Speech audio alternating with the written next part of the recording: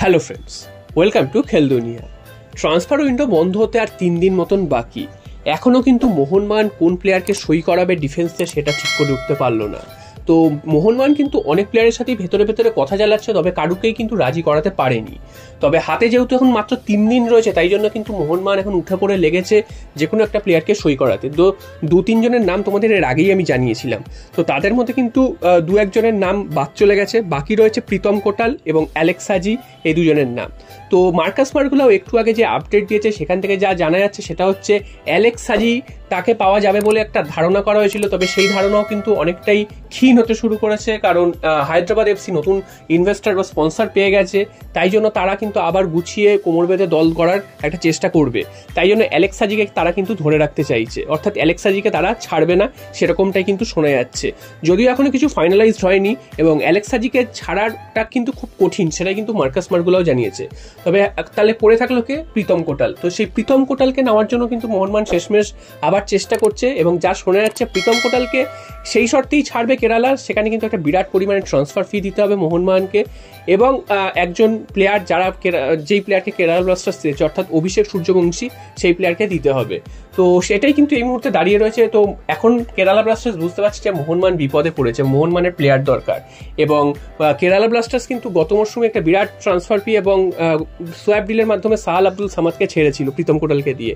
তো কেরালা ব্লাস্টার্স এই সুযোগটা এখন নেওয়ার চেষ্টা করছে। মোহনবাগান যেহেতু বিপদে পড়েছে, তাই জন্য কিন্তু প্রীতম কোটালকে তো দেবে, সাথে কিন্তু একটা বিরাট পরিমাণে ট্রান্সফার ফি নেবে, আর সাথে কিন্তু একজন প্লেয়ারকেও দিতে হবে, অভিষেক সূর্যবংশীর মতন প্লেয়ার। তো এই হচ্ছে এখন কন্ডিশন। তো মোহনবাগান কি করে সেটাই দেখার।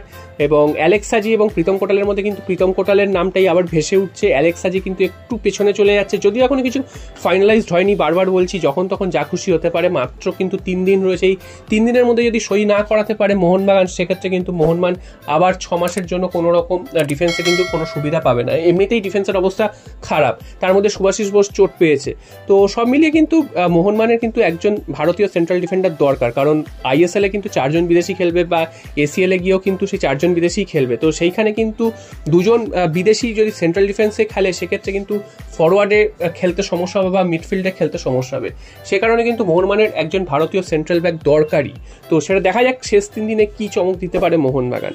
আর সবশেষে চলে আসি মোহনবাগানের আগামী পরশুদিন যে ডুরান্ড কাপ ফাইনাল রয়েছে সেই প্রসঙ্গে। তোমরা জানো যে ডুরান্ড কাপে কিন্তু মোহনবাগান নকআউট যে 2টো ম্যাচ খেলেছে, সেই 2টো ম্যাচ কিন্তু প্রথমে পিছিয়ে থেকে তারপর কিন্তু ম্যাচে ফিরে আসে এবং টাইব্রেকারে কিন্তু জেতে।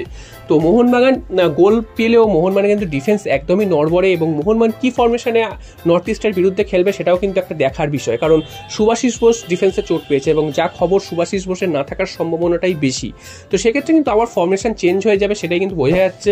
তো ডিফেন্স মোহনবাগান কিভাবে সাজাবে সেটাই কিন্তু এখন সব থেকে প্রশ্নের ব্যাপার, কারণ ডিফেন্সে এমনিতেই লোকের অভাব রয়েছে, তার উপর কিন্তু শুভাশিস বোসের মতন অভিজ্ঞ প্লেয়ারের চোট। দীপেন্দু নেমেছেন ঠিকই, কিন্তু দীপেন্দু ভালো খেলেছেও, সেটাও ঠিক আছে। তবে দীপেন্দুর যেহেতু বয়সটা কম, সেই জন্য দীপেন্দু কতটা সেই চাপ সামলাতে পারবে, ফাইনালের চাপ, সেটাও কিন্তু দেখার। যদিও দীপেন্দু যে কটা ম্যাচ খেলেছে প্রত্যেকটাই কিন্তু খুব ভালো পারফরমেন্স করেছে এবং তাকে কিন্তু সবাই প্রশংসা করছে। আশা করা যাচ্ছে দীপেন্দু মোহনবাগানের ডিফেন্সের অন্যতম স্তম্ভ হয়ে উঠবে। এবং মোহনবাগানের মিডফিল্ড এবং স্ট্রাইকার লাইন আপ ভালো খেললেও সেখানে কিন্তু গোল মিসের বহর দেখা যাচ্ছে, এবং কোন প্লেয়ারকে আগে বসিয়ে কোন প্লেয়ারকে আগে খেলাবে সেটাও কিন্তু দেখার। কারণ গতদিন সাহাল আব্দুল সামাদ তিনি কিন্তু একদমই অফ ফর্ম ছিলেন, তিনি কিন্তু একদমই খেলতে পারছিলেন না। তো সাহাল আব্দুল সামাদকে কি পরে নামানো হবে সেটাও কিন্তু একটা দেখার, কোচ মলিনা কি করেন। তো তোমাদের কি মনে হয় মোহনবাগান কি ফরমেশনে দল সাজাতে পারে সেটা কিন্তু তোমরা অবশ্যই কমেন্ট বক্সে জানিও, এবং সেই ম্যাচের রেজাল্ট কি হতে পারে, মোহনবাগান কি 18তম ডুরান্ড কাপ জিতবে এবং জিতলেও স্কোর লাইন কি হবে সেটাও তোমরা অবশ্যই